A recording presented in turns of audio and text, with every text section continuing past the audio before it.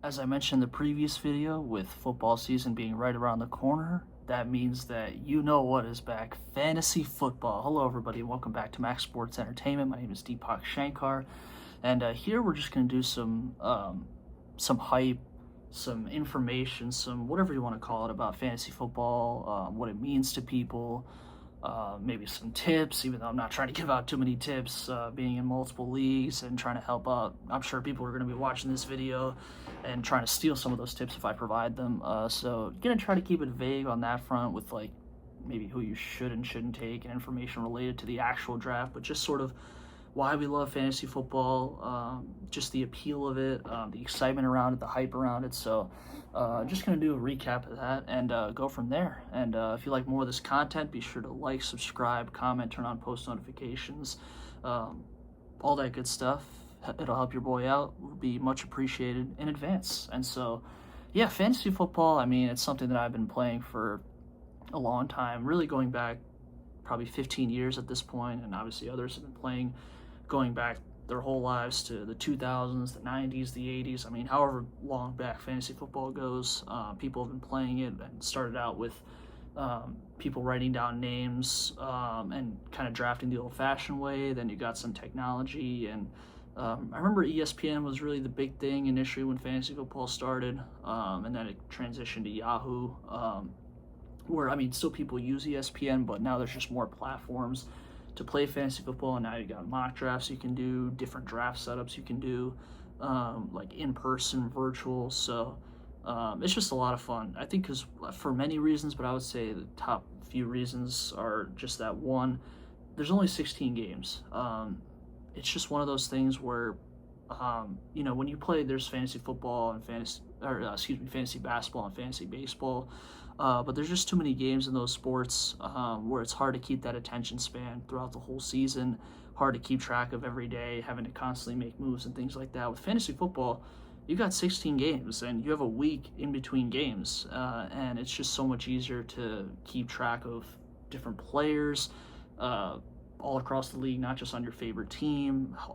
You can set aside time to make moves. You have plenty of time to do it, and I think it's one of those things where, for people like me and many others, where we're not in the league as scouts or GMs or coaches and whatnot, this is our way of kind of, as fans, we can kind of play that GM role, and it's kind of like a video game. It's like a fairy tale. I mean, that's why they call it fantasy football.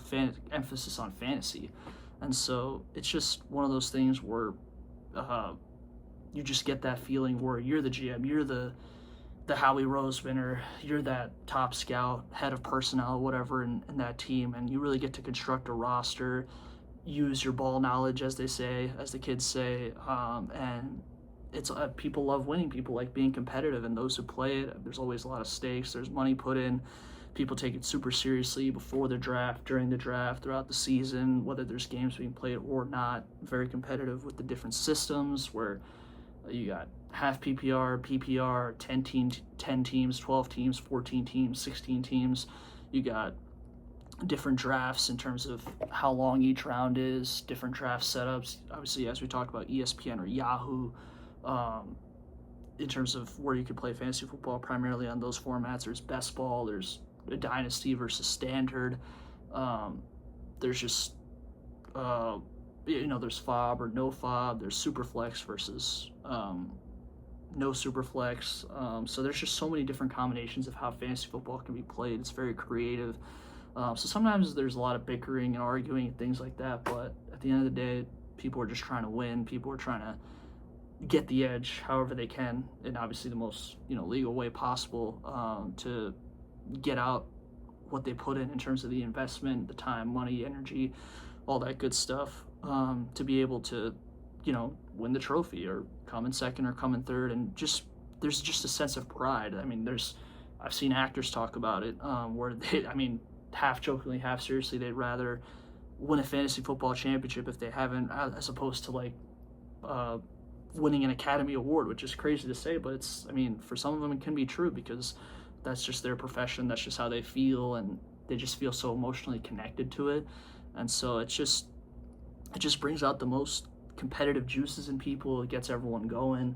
It gets the trash talk going, it gets the competition brewing, even if you're not playing, and there's storylines connected to people, especially in leagues, you're obviously going to be playing with friends, family, that you know you're going to be rooting for or against certain people based on certain backgrounds and whatnot, whether they've won or not, or if they've won a lot, you're rooting against them, etc. So the roller coaster of emotions each week with players, and some weeks there'll be good weeks, some weeks there'll be bad weeks, injuries, everything else. So it's just a fun time to really enjoy, really sort of let your hair down, as they say, and just go through that emotional roller coaster where there's obviously some investment, but not too much. And obviously there's, I forgot to even mention, I mean, there's so many things I can mention, but one of the other main things is different bets sometimes that different leagues do at the end of the season, where there's a certain punishment where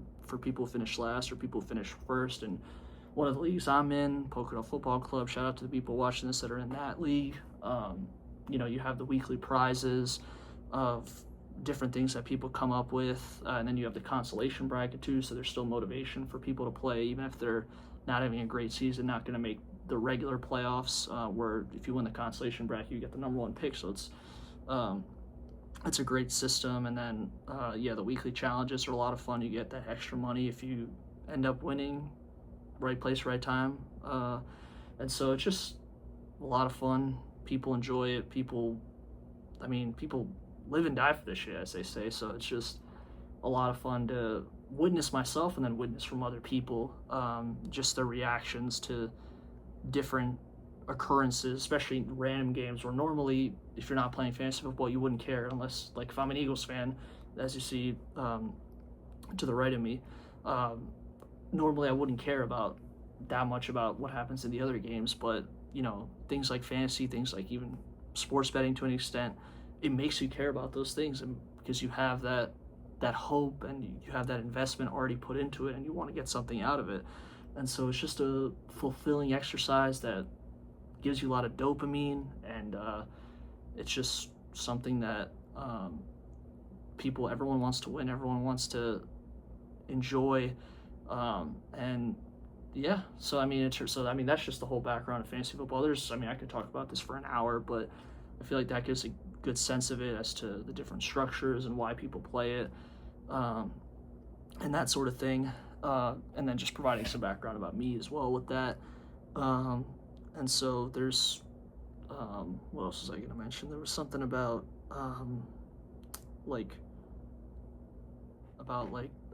maybe different things you shouldn't do, so, or should do. So firstly, you got on the Falcons this year, Brian Robinson and Bijan Robinson. Now everyone knows, this is no secret, that Bijan Robinson, no matter what type of league you're playing in, is going to be one of the highest picks in the draft. He's one of the best players in the NFL, arguably the best running back in the NFL, some would say. But the Falcons also have Brian Robinson, initially formerly with the Commanders and the 49ers. And so the key thing is, because I've seen this happen in years past, where a player took Brian Robinson first overall in one of their leagues instead of Bijan Robinson. It was just such a costly mistake, ruined their whole season, etc. So I would say definitely, if you're drafting Bijan Robinson, make sure you're getting the right B Robinson before your whole season is ruined. Secondly, definitely wait to draft until after preseason games are over, and as close to the first game of the regular season in terms of drafting as soon as is when you should draft. So basically later rather than sooner, as opposed to what the saying would normally say, because obviously all sorts of injuries can happen, all sorts of potential off the field issues can happen, different updates. So it's important to do the draft sometime around Labor Day, just that first week of September, right before the season starts.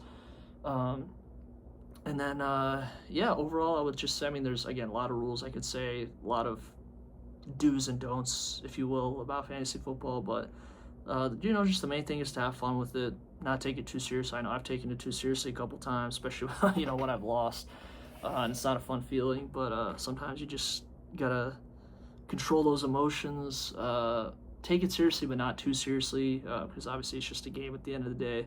It's just fantasy, where if you win, great, but if you lose, you're not losing too much sleep over it. And just enjoy it, especially enjoy it while we have it, because it's a great 3 months, and then you don't get it during the playoffs, you don't get it during the NFL offseason, and so that's the majority of the year, those 9 months. Over these 3 months, just got to enjoy it, live it up, and most importantly, got to lock in, got to get that championship, whoever you are. I'm looking at myself primarily, just trying to win rings, trying to win those weekly prizes, trying to win everything about fantasy football, winning the waiver wire, winning any trades, winning the draft. It's all a process, and for those who are good, keep doing what you're doing, and for those who aren't so good, I mean, just keep sticking with it, make adjustments along the way, and eventually it'll come. And so there's all sorts of great information out there on the internet, social media, YouTube. You just got to pick the sources and people that you trust the most, and go from there. So yeah, like I said, lastly, just get hype. It's one of the best times of the year. It's the best fantasy league in the world. I would say this, and Dream 11, there was that for the IPL. It's also a lot of fun for a lot of similar reasons, but for a different league and different sport. And so, yeah, just football season's upon us. Get hype, get to studying, get to knowing the players, get to being clutch in the draft and clutch throughout the season. And yeah, just be ready for when your time comes, when the opportunity comes, and let's get it. Let's do it. Let's go. Let's get hype for fantasy football. Enjoy everyone, and just have a great time. And we'll see where the adventure takes us, for all of us, myself included. And so, yeah, let's get hype. Let's get excited. And so, yeah, that's all I had. Yeah, appreciate you guys for listening. Be sure to like, subscribe, comment, turn on post notifications, and all that good stuff. And yeah, enjoy your guys' fantasy drafts. Enjoy fantasy football. Live it up. Try to win. Go all out. Do what you got to do. And yeah, enjoy the NFL season. It's coming up in a month. So when you get the NFL, you get fantasy football. So enjoy it, everybody. And yeah, I'll catch you guys on the next one for more NFL content and just general sports content. So take care, everyone.